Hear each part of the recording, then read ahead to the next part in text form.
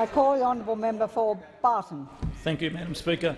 My question is to the Minister for Immigration and Border Protection. What action is the government taking to ensure that those waiting offshore to apply for legitimately for a place in our refugee and humanitarian program receive an opportunity for resettlement in Australia? I call the honourable Minister for Immigration and Border Protection. Thank you, Madam Speaker, and I thank the member for Barton for his question, because I know that, like me and members on this side of the House, and I'd hope those on the other side of the House, have a very keen interest in ensuring that there is fair access to our refugee and special humanitarian program. And I know there are many people in Barton, because he has brought these matters to my attention, and I know he is pleased with the progress we're making with the special humanitarian program, which I'm keen to update the House upon. Madam Speaker, our border protection policies deliver many things. The first of those, of course, is they are saving lives at sea.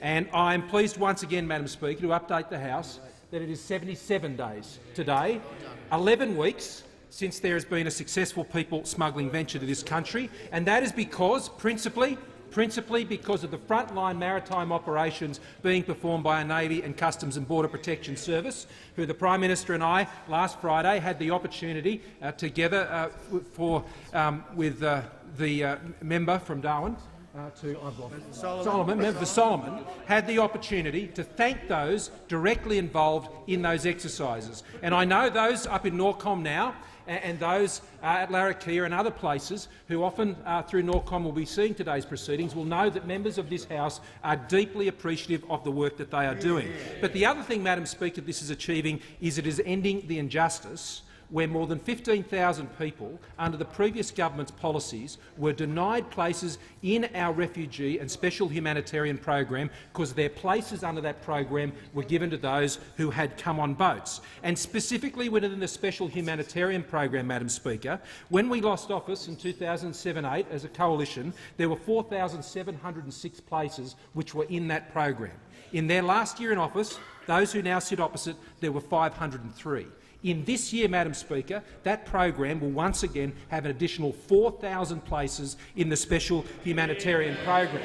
Additional 4,000 places, and that will ensure also, Madam Speaker, that as part of our program, I have announced today that there will be a cap on the onshore applications at the current planning levels, which will enable us to meet the commitment that 11,000 places, our commitment, will go to people who have applied offshore. 11,000.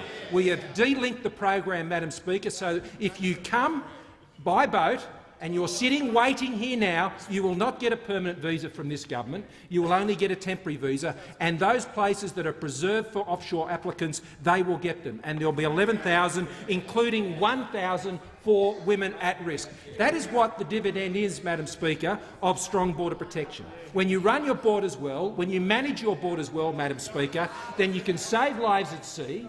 You can ensure that our refugee and humanitarian program has the integrity that the places go to those who we decide who comes here, not the people smugglers.